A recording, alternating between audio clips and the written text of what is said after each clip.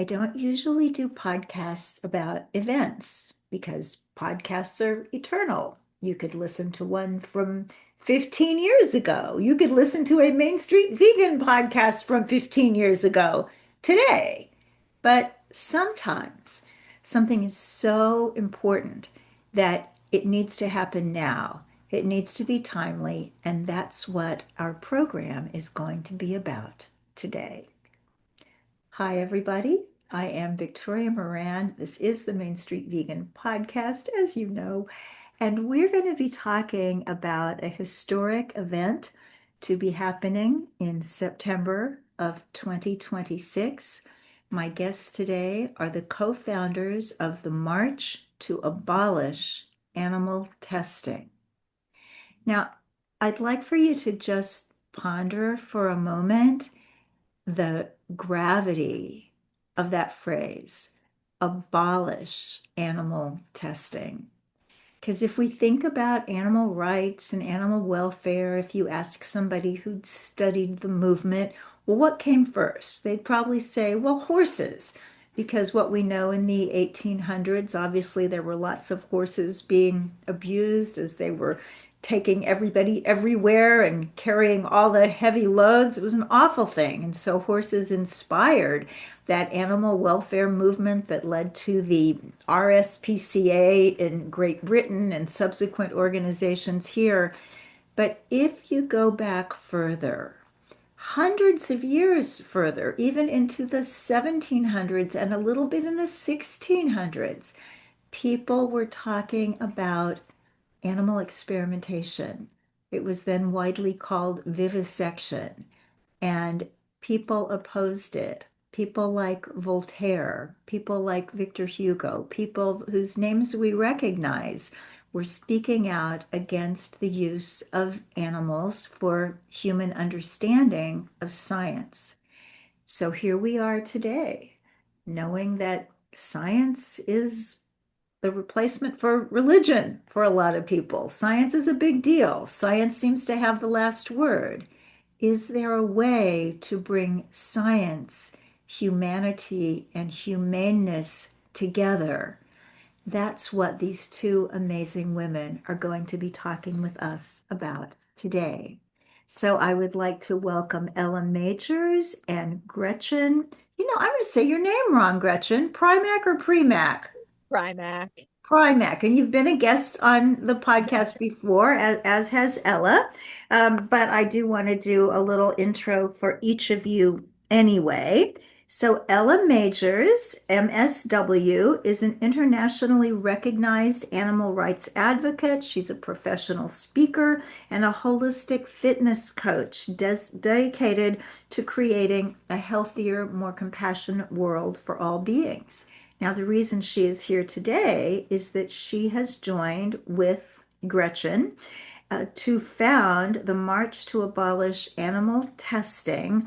Following the open rescue at Ridglan Farms, Ella adopted James, a beagle bred for the laboratory industry, whose new life now serves as a daily reminder of what is at stake in the fight to end animal experimentation. So, welcome, Ella, and let me just introduce Gretchen while I'm here. It's so interesting. When Ella was on before, it was about fitness. When Gretchen was on before, it was about her wonderful books of poetry. And now they've come together to do this incredible thing out in the world. So, Gretchen Primack, co-founder and head of the March to Abolish Animal Testing. She is the author of three poetry collections, including Kind, which explores the dynamic between humans and other animals, Visiting Days, set in a maximum security men's prison like the ones where she taught for 20 years. She also co-wrote with Woodstock Farm Animal Sanctuary founder Jenny Brown the memoir, The Lucky Ones, My Passionate Fight for Farm Animals. So, you guys are both passionate fighters as well going forward. So, tell us what is going to be happening September 12th in upstate New York. Gretchen? Well, we are going to be launching on that day a 207-mile march from the state capitol in Albany, New York, all the way to a very notorious animal laboratory animal breeding facility called Marshall Bioresources, which is in northwestern New York. We'll kick off with a rally in Albany and we will start marching and we will go 15 miles a day, raising awareness, doing calls to action, doing educational events, getting blisters, getting tired for animals. And how did the two of you find each other, Ella? Yes, well, I was actually on an airplane flying to the AVA Summit. That's the Animal and Vegan Advocacy Summit. This is just in May, so just a few months ago. And I heard Gretchen on the Our Hen House podcast throw out her idea about doing this march. And she kind of said, here's my idea. Anybody want to help me pull this off? And it was like this full body yes that happened. Like this electricity kind of ran through my body. And I just knew intuitively that I was the partner for this project. And that very day, I mean, I think on the plane, I sent Gretchen an Instagram message saying, "Hi, you don't know me, but I'm ready to take this on with you. Let's jump on a call." And by that evening, we had a conversation and we kind of hit it off and we went for it. And you already had your adopted beagle at this time, correct? I did, and I'm sure she wants to say hello. Come Oh, here, Jane. goody. Come here. Oh, Ah, oh, here's my oh, what a girl. sweetheart. This is Jane. And yes, no, I did not have her yet, actually. Oh, No, no, no. okay. She had been transported so I met her when I went up to help with the evacuation of the first kind of round of beagles that were released from Ridglan Farms. I was a red team leader for the Ridglan Farms Open Rescue in April. And yeah, she kind of ended up in my arms and I couldn't let her down and she fell asleep and started snoring.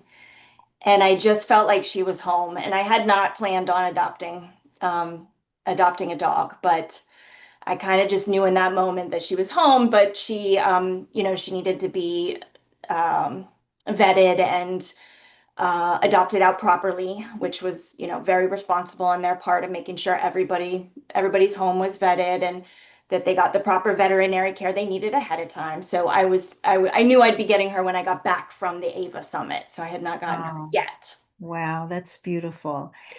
So this is huge. Let's back up a little bit for people who are not up on these things. So, what's Ridgeland? What happened there? And how did that inspire what is going to be happening in September? Either one. Well, I knew about it. I hadn't really my activism was not focused on animal testing. I had for many, many years focused more on the factory farming side of things, considering that, how many animals are slaughtered and killed each year. And it was on April, no, March, March 15th that I got a text from my friend that said, if you're getting this, I'm probably in jail. And it was a friend of mine, Jennifer Torkin, who had gone and participated in and carried out a beagle during that open rescue and was arrested. And from there, I started just following and understanding and seeing the momentum that was creating and knowing that I just knew it was a project that I wanted to be a part of, that we are at a tipping point and that all hands on deck to make some real changes immediately around animal testing. So that's when I decided to become involved in that campaign and signed up to be a team leader for the next open rescue.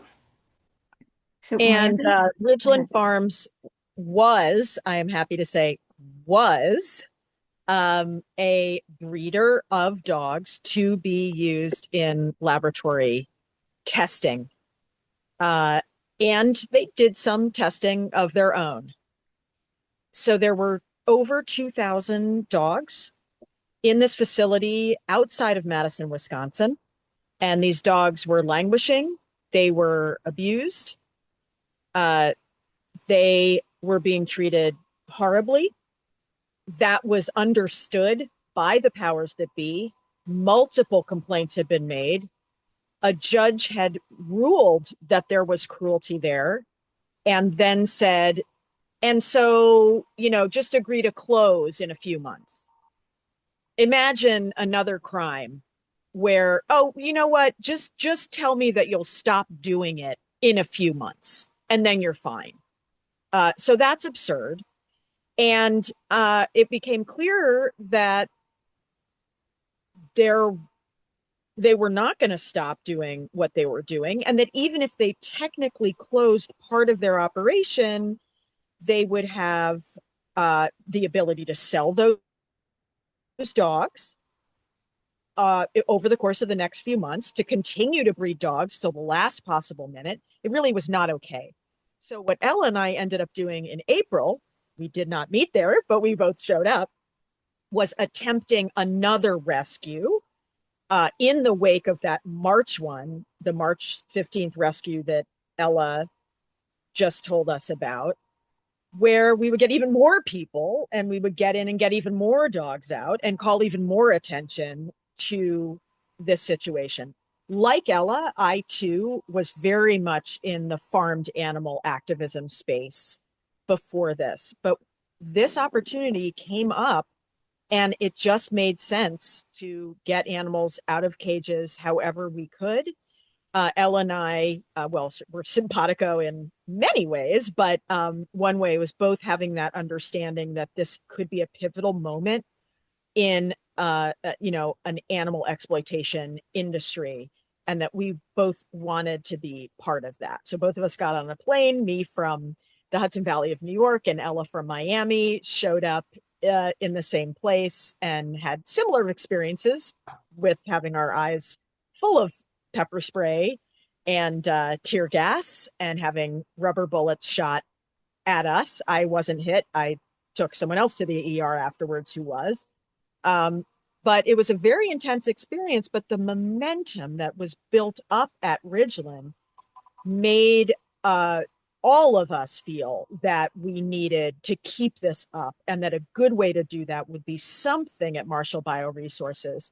And for some reason, this idea came into my head. I think this is what we should do this March. And the rest is history, with Ella hearing me on our hen house and us having a meeting of the minds and hearts and souls and spending the last few months making this a reality. Wow. So I want to get right away to the March to Abolish Animal Testing, but just so everybody is up to date and understands, what was the upshot with Ridgeland? The upshot in terms What of happened? Are they They closed? they And had what to. oh about the yes, activists? yes. So yeah, like Gretchen said, they had over 2,000 beagles, and they were um, the pressures came on, and I think it was a combination of everything. And there's been groups working on this for over 10 years. So I don't want it to seem like we just swooped in and everything changed. There have been, Dane for Dogs, lots of organizations have been working really hard on this for 10 years, but this was kind of the culmination of all of that, and then bringing people together and having them kind of shoot themselves in the foot by having so much violence, right? That was against us, that it blew up the media and we got the word out. And so, yes, as of today, Ridglan Farms is 100% shut down. All the remaining dogs have been released, and they are no longer. And yet, my understanding is that several of the activists are facing criminal charges. And this is so hard to wrap my mind around. If you see somebody who is committing a crime, somebody is about to murder someone, attack someone, and you hit them over the head to save the other person, you don't get arrested. You're a hero. They give you a parade. But in this case, even though Ridglan Farms is shut down, many of the activists that brought this to light and caused it to happen are facing charges. So if you can possibly explain the absurd, please explain it. It's inexplicable. They are on the wrong side of history. They will come to understand that. It's ludicrous that they have not understood that yet. The world is watching. The world is not on their side. The world thinks that it is absurd to arrest people doing the right thing, the kind thing, and the socially popular thing in this moment. And so to villainize these 51 defendants is to villainize themselves. So why are they defendants and you're not? What did they decide was criminal that some people did? Yeah, I think these are all, correct me if I'm wrong, Gretchen, these are all from the March group that went in and actually carried out 30 or so beagles. 8 of those beagles were taken by the authorities back into Ridgeland at that moment, but 22 of those beagles are still were freed. So they were able to charge them with burglary since those animals, were considered property. And there's still a chance they could still charge people from the next rescue. So, and many of those defendants did not get charged for several months, even after Ridgeland announced that it was known that Ridgeland is going to close down. They still decided to bring those additional charges to 47 more of those individuals after the fact. And here they now have delayed their hearings. I mean, things are really ugly and unjust for sure. And so where should we be getting our information on this? It's not something that seems to be covered in the general press. Where should people be looking? I would say Wayne Shung is in The Simple Heart he's got a great Substack, The Simple Heart. Uh, and he does very, very good narrative where he keeps everybody very informed about what's going on with the defendants and Yes. his social media as well. Yes. Well, some people think you can't be a saint and a lawyer, and Wayne Shung proves them wrong. So now let's look at what's happening. So tell us about this other awful place and what you plan to do there. Well, Marshall Bioresources makes Ridgeland look like a bodega in the supermarket world. Okay. They are the Walmart and Ridgeland is the bodega. Oh. In other words, they, in the state of New York, have 16,000 dogs. They have almost 30,000 pigs, ferrets, and cats, all of whom are languishing there in what's essentially a factory farm and will be sold and transported and exploited and destroyed in laboratories all over the world. This is a multinational company, but the largest facility that they have is in New York. And it's also the largest facility for dogs in the US. So we couldn't wrap our brains around having over 2,000 dogs in buildings at a facility. This is 8 times as many dogs. And all of these other species, they are despicable. They continue to insist that animal testing is a kind thing to do for humans. We actually know it's also not good for humans. It does not help us. And so we find ourselves wondering if we had paid attention to making non-animal methods which are now plentiful and incredible and actually do work, if we had said, you know what, these animal models don't work, let's find alternatives earlier, where would we be with disease? So it's not good for humans either. And it certainly isn't good for animals. So that's Marshall. And it has, a lovely facility. When you're driving by, you would never know the hell that transpires there. A lot of the neighbors don't understand what goes on there because they're keeping it quiet. They know where their bred is earth balanced, you know? So that's Marshall. And there are people who regularly protest outside of Marshall. Not enormous numbers. What we will bring is enormous numbers. Those folks are amazing. They are involved with us. They want a higher profile for what goes on. And we will be bringing that to Marshall. So how is it going to play out? What do people do? What do they need to know? And do they have to march all 2 weeks? Can they be there for part of the time? Just give us the lay of the land.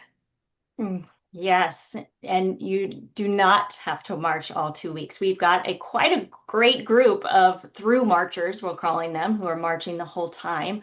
But we also have many people that are showing up for a day, a few days, a week. And we start with, a big event in Albany. We actually have a screening the night before we kick off our march. It's called The New Gold Standard. It's a brand new documentary that is not out yet, so we get to have a very special sneak peek. Gretchen and I had the privilege of watching this documentary, and it is incredible, laying out the details of how this science has evolved, human relevant science that is available now, and it really shows us that what Marshall is saying is absolutely false, and that we have the methods that can replace animal testing now. So we're showing that documentary, and then the next day we have a big rally in Albany at the state capitol, speakers, booths, and then we head out.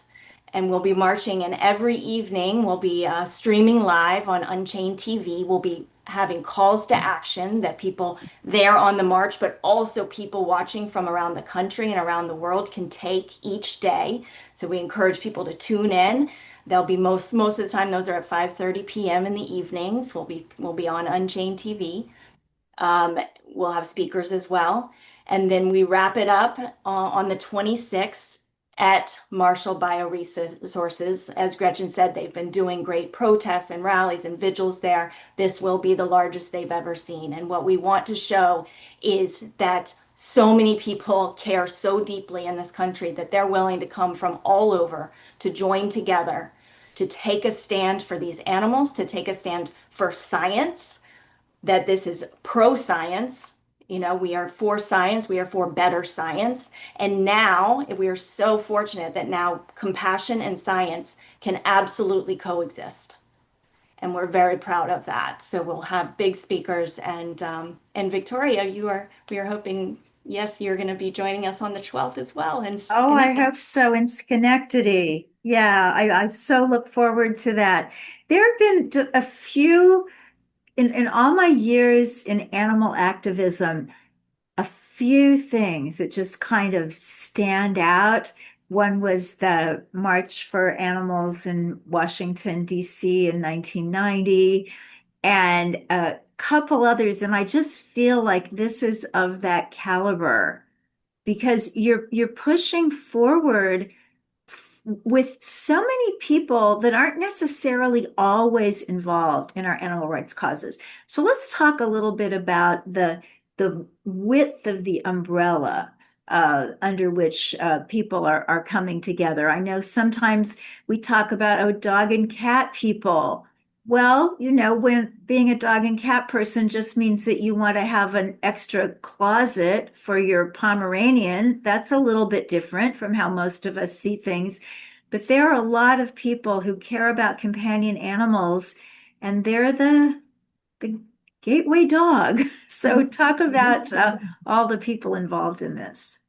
It's really been fascinating. I think for Ella and I had very similar experiences at Ridgeland. It opened this world up. Again, both of us are from the farmed animal activism space. I'm very used to people at least downplaying or being defensive about the species that I care about. And here I was in this environment where people were thanking me for for caring, where people were appalled at the treatment of these animals in a way that I had just not seen them get appalled when I would talk about other species. Um, and so I found that fascinating, but it was also quite beautiful because it was a gateway species. And there were people who had their eyes very opened about what goes on with other species and that it does make sense to connect those dots. I think the tent was enormous at Ridgeland in a lot of ways, and we would like it to be so again. People from various parts of the political spectrum coming together, people who care about various animal issues coming together. But what I saw happen was because there were so many vegans involved in this effort at Ridgeland, um, and there were so many vegans leading teams, uh, people who were not vegan were exposed to vegans, were exposed to the philosophy of caring about animals, not a species, but caring about animals. People who were very clear that they were there because they cared about animals and that their philosophy extended. And so eyes were opened. And both of us know people who went vegan as a result of Ridgeland. And someone who is very important to our march, she's one of the logistics coordinators of the march, was not vegan until Ridgeland. Mm. And then she was like, what? Wait a minute, and is completely vegan. So Wow. it can be done, the connection can be made. Does it mean that everybody there went vegan? No. Mhm. But enough people had their eyes open and had seeds planted to make it a very successful and satisfying coalition. Oh, that's so exciting. So, Ella, I know you have a background in fitness, and you're one of those people who is willing to suffer for an aim, for an end. And I think that that's one of the things that's very appealing about this march. I mean, I understand people can sleep in hotels and things, so it's not about necessarily being Spartan, but it's still, that's a lot of walking, and that's a lot of time away from your comfortable life to be with a lot of strangers doing something kind of scary. The closest experience I think I ever had to this was a fast for hunger with Dick Gregory back in the Mm. 70s. And I think I was 25. And we drank water for 7 days and slept on the floor of Ralph Abernathy's church in Atlanta. And I remember the last day we had our march outside, and Dick Gregory went through making sure nobody's wearing leather shoes. Because if you're wearing leather shoes, that's the first thing the reporters are going to get you on. So we got a lot of attention because most people have not gone 7 days without food. So that was an appeal. And most people have not walked for 2 weeks on end. So tell us why you came up with the concept of a very long walk. Well, it was Gretchen's idea, but I think for sure that's maybe what appealed to me because I really find value in challenging ourselves physically. And we were just did a Zoom call. We're doing Zoom calls now to bring everybody together before the march. And I kind of talked about this because it is going to be hard, and it's going to be really hard for a lot of people, who walks 200 miles in 2 week period, right? But what we can go back to, and part of the point of it is that it's supposed to be hard, that it's supposed to be uncomfortable, and to know that the discomfort that we feel on that march is, in reality, nothing compared to the suffering and the torture that these animals are experiencing every day of their lives. I mean, I think about Jane. I look at her every day, and she gets to be a dog now. She gets to do what she is supposed to do, and she has zoomies, and she runs down the hall, and she's joyful, and she plays, and I think for the first year and a half of her entire life, from the moment she was born into a tiny metal wire cage. And their only enrichment every once in a while, from what I understand, is a PVC pipe. That was their toy for a year and a half straight, never touching the grass, never seeing sunlight.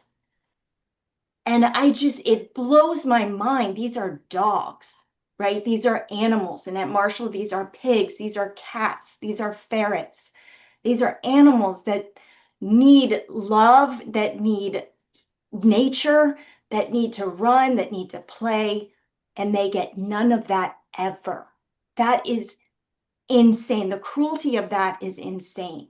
So if we can just, as we're marching, when we get blisters, when we get shin splints, when it's raining, if we can just, picture these animals that only wish they could be out in the rain, if that was their only discomfort was a blister, like how privileged that would be.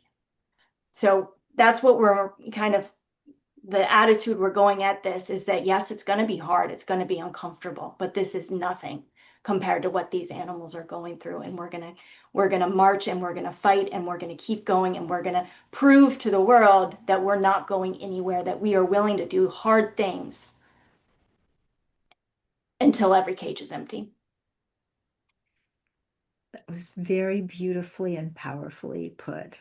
Thank you, Ellen. Couldn't agree more.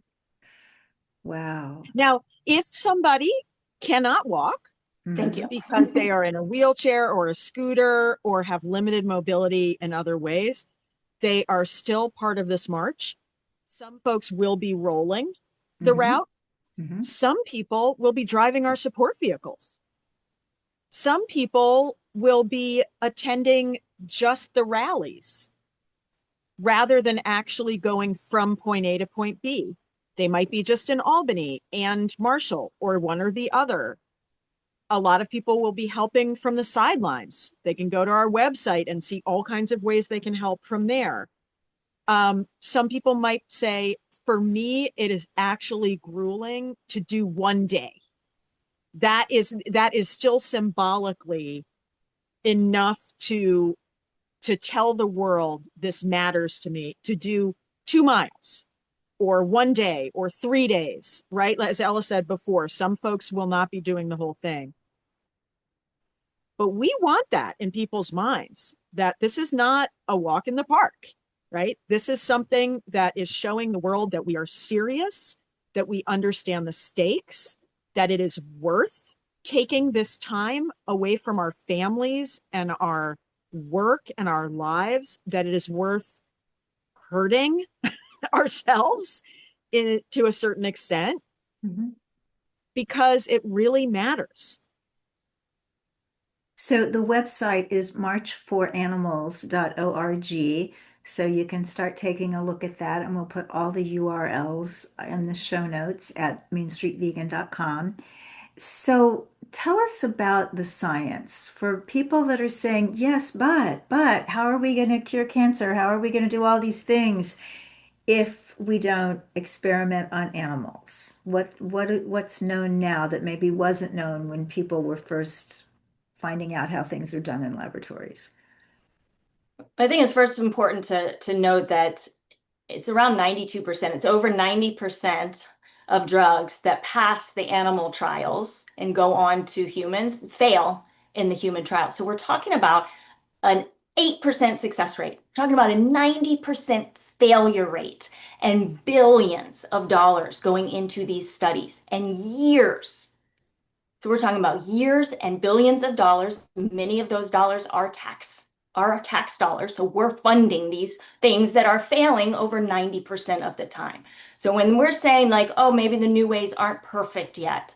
Well, the old ways are far from perfect, right? Like they're the other side of the spectrum. We've got now organs on chips. We've got organoids. We've got computational models. We've got AI models. I'm not a scientist, but after watching this documentary that went so deeply into the science, into the details, into actual studies where scientists refused to use animals and found in so much less time with so much less expense the cures that they were looking for. And it highlights all these. So the science is there. And again, these companies that are using animals now are spending millions and billions of dollars now because they know that is the future, that they know that is the preferred method. So there's companies that use animals, and I'm not going to say the name here, but they're spending billions on these new models because they're better. What else do you have, Gretchen? Well, yeah, I mean, it's an interesting thing that they are quietly pivoting Quietly. Yeah. themselves from animals. But they're continuing to use them. I mean, if you know something doesn't work, why are you spending any time, effort, money, staff, tax dollars at all on it? Why aren't you being more aggressive about the pivot? But they are quietly spending money and attention on these alternatives. These alternatives are coming from the most brilliant scientific minds of in the world. We are talking about people who head up labs at Stanford, at Harvard. These are people who did animal tests when they were coming up in their work. They saw them as cruel and they saw them as ineffective. And they themselves said, no, we will find another way.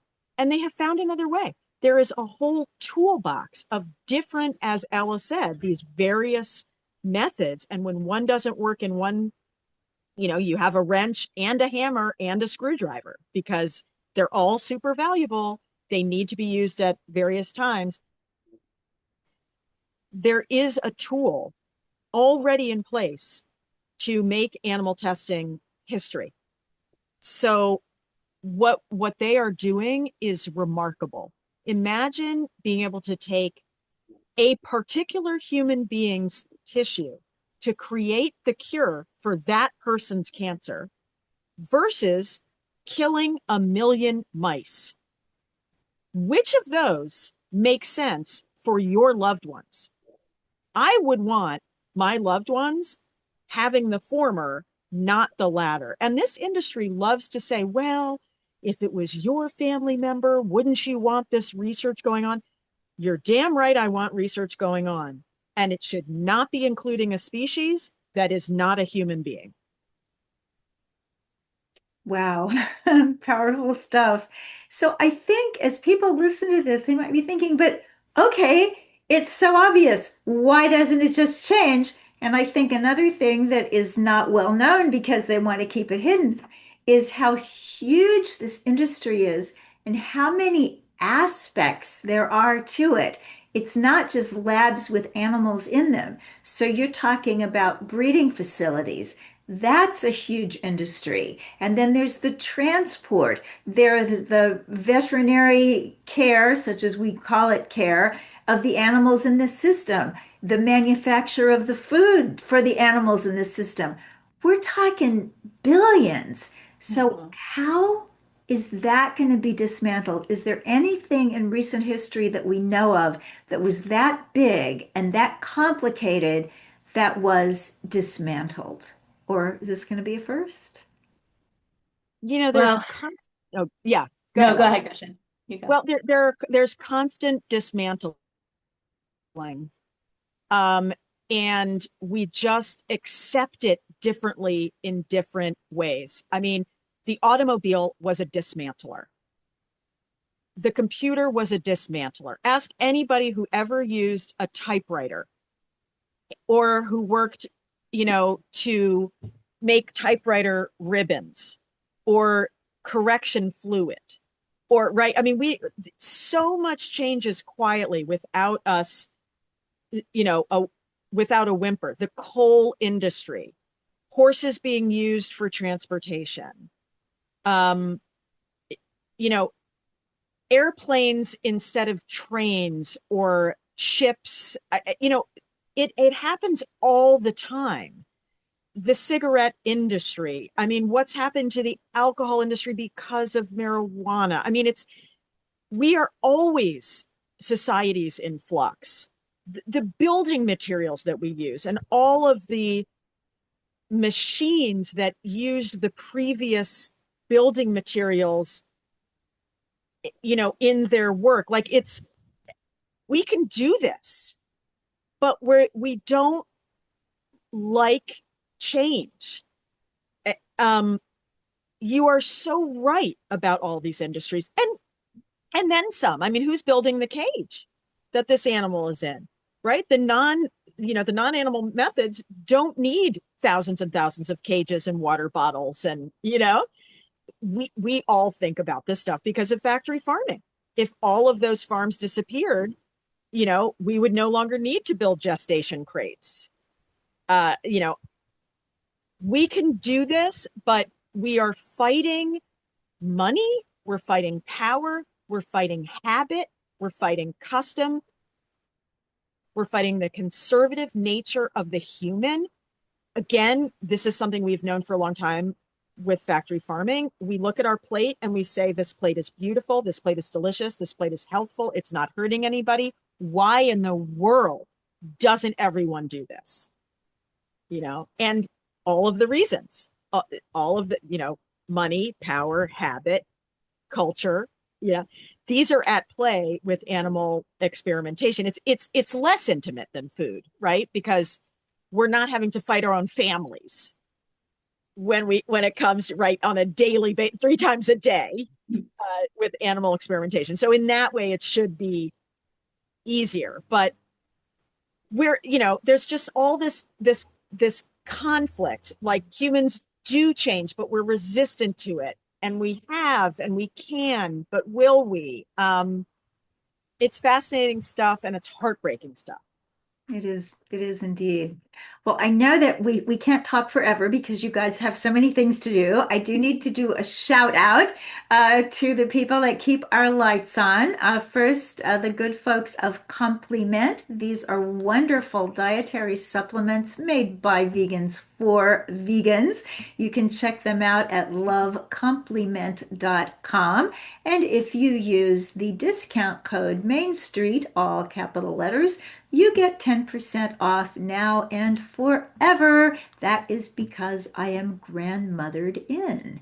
And I also want to remind you, as I do, particularly this time of year, as our Main Street Vegan Academy fall course is about to be upon us. Cohort 39 starts in October. And if you want to bring your vegan game to the next level, if you're thinking about starting a business or maybe just pivoting and doing something different with your life that has to do with animals or with plant-based nutrition, but you're just not sure where to go, how to get a toe in the water, or if you just want to spend several hours, about 50 hours this fall, with fellow vegans learning amazing things from a stupendous faculty, then do take a look at mainstreetvegan.com, read the homepage, read the page called The Program, and see if that is something that would be important for you. And if you look at it and you say, oh, that sounds good, I could use a break on the price, here's a code for you, Veg Coach 250. That'll save you $250. If that's not enough, be in touch. We want you to do this if this is something that you want to do and that you'll really use and that you'll really go to town for the animals or people's arteries or planet Earth, because that's what we're all about. And also, when you go there to mainstreetvegan.com, you will find the show notes for this episode and ways that you can get in touch with the good people of the March to Abolish Animal Testing. Again, their website is marchforanimals.org. They're March for Animals on Instagram, on Facebook, and all the social media. So, something that you said earlier, Gretchen, that was so interesting to me, you said across political persuasions. And we've been told for several years now, oh, that ship has sailed. People can't speak to each other. Families can't get together for holidays because of this giant political divide. And yet you're seeing that divide lessened and smoothed over for people who care about dogs and other animals. Can you speak to that a bit? The Ridgeland ethos was that big tent, big umbrella ethos. I was very moved by it. I feel very eyes on the prize about this. If we can come together about this, I'm not saying that I'm going to agree with you, maybe on anything else. It's possible that I won't agree with you on every, but when Jane was in a cage, do you think she was thinking, well, let's have this happen a little slower. Let's maybe not have it happen at all because those humans don't agree on things. So, let's just slow all this down. You know, these animals need to get out now. And we are willing to put that stuff aside, all of us, in order to make this happen. And I really speak for everybody who's part of this march and everybody at Ridgeland. If you want to contribute to this, let's do it together. And it worked. There were people at Ridgeland who were deeply different politically and who maybe it wouldn't have happened without them. It's that simple. They were incredibly important. You work with the folks that you have who can contribute. I think that is So, such yeah, a that's beautiful what we want. thing. And I'm sorry, I didn't mean to interrupt. Did No, you have? no, I'm done. Well, I think the animals really can bring people together in so many ways because who doesn't love their dog? And that's often the starting point for so much good that can happen in the world.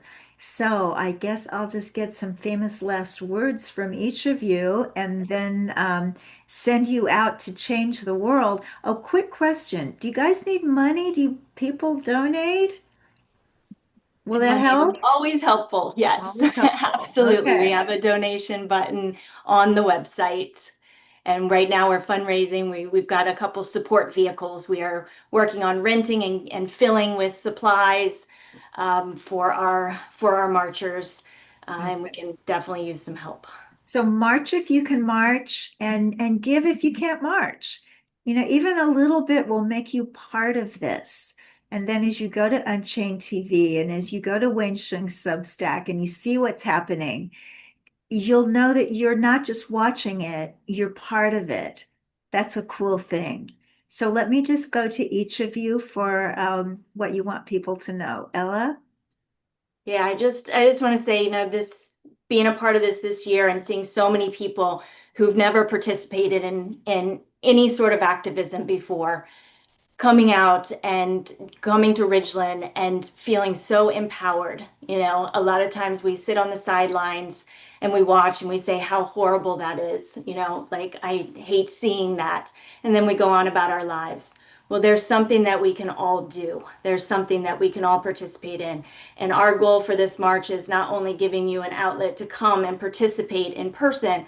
If you can't do that, there are so many other ways to participate. Like you said, donate, volunteer. There's other ways. And we're going to be doing calls to action throughout. So if you can support and share and follow this march, we're going to have things that you can do every single day from your own home, calling legislators, writing emails, there's lots of things that we're going to be sharing that you can do. So please share, support, be involved in one way or another.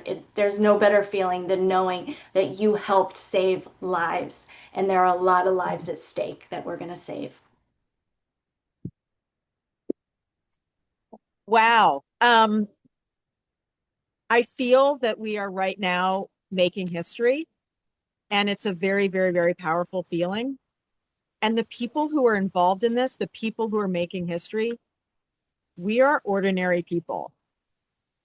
None of us is a political leader. None of us, um, is a billionaire. None of us is doing this professionally. We are individuals who care, coming together to do amazing things. That is how change happens. And that is how change is happening here. So I want people to understand that it is people like them, whoever they are, who are making this happen and who this could not happen without. That's really special.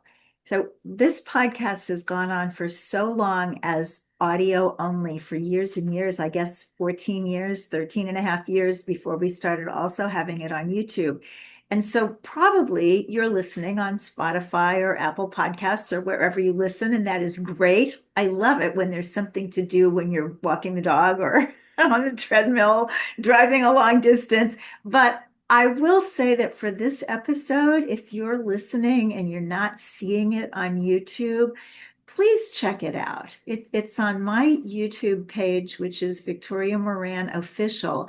And if you just scroll through most of the podcast and get yourself to about 50 minutes so that you can see Jane, Ella's adopted beagle, who was born to be tortured and killed in a laboratory. And she's being loved and nurtured. And the personality, the love, the look on her sweet, precious face is so worth taking a trip over to YouTube. And of course, I'd love it if you subscribe, but even if you don't, go there just to look at Jane. So thank you, both of you, Ella, Gretchen. I just admire you to the moon and back. Thanks to everybody for listening. I hope you are as inspired by this upcoming event as I am, and that you'll find some way to be some part of it. Because with, I don't know, thousands of people there and millions of us around, it really could, as Gretchen said earlier, change the world for animals, as our wonderful friends at our hen house say, where you guys met. So let's do something amazing today, like maybe just get out there and make Main Street vegan.